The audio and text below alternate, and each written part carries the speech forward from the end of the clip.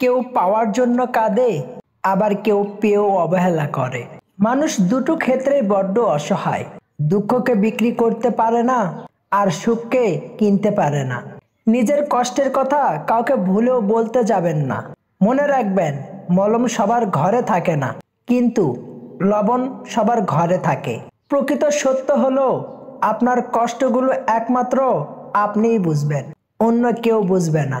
যে যতই আপনার আপন হোক না কেন, কেউ ব্যস্ত থাকার জন্য সবকিছু ভুলে যায়, আবার কেউ সবকিছু ভোলার জন্য নিজেকে ব্যস্ত করে নেয়। সব আঘাতের প্রতিশোধ নিতে নেই, কিছু আঘাতের বিচার হাসি মুখে উপরওয়ালার হাতে ছেড়ে দিতে হয়। রাগের মাথায় কাউকে অনেক আঘাত করে কথা বলার পরেও যদি সে চুপ থাকে, তাহলে এটা বুঝে নিও না যে সে কষ্ট পায়নি, অথবা তার কাছে কোনো উত্তর নেই, বরং সম্পর্কটা সে বাঁচিয়ে রাখতে চায়। এই জন্য সব কিছু মেনে নিয়ে চুপ করে গেছে। কেউ চায় না কাউকে ভুলতে, কিন্তু সময় ভুলিয়ে দেয়। কেউ চায় না কাউকে হারাতে, কিন্তু ভাগ্য ছিনিয়ে নেয়।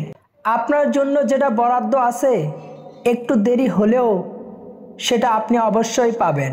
শুধু একটু ধৈর্য ধরুন। অত্যাচারী মানুষ চিরকাল বেঁচে থাকে না, কিন্তু তার উপরে মানুষের অভিশাপ চিরকাল বেঁচে থাকে। জীবনের 5টি সত্য: মায়ের চেয়ে বেশি কেউ ভালোবাসে না, গরিবের কোনো বন্ধু হয় না, সম্মান তারাই পায় যাদের টাকা আছে। এখন মানুষ মন দেখে নয়, রূপ দেখে ভালোবাসে। যে মানুষটিকে নিজের ভাবা হয়, সেই মানুষটি সবচেয়ে বেশি কষ্ট দেয়।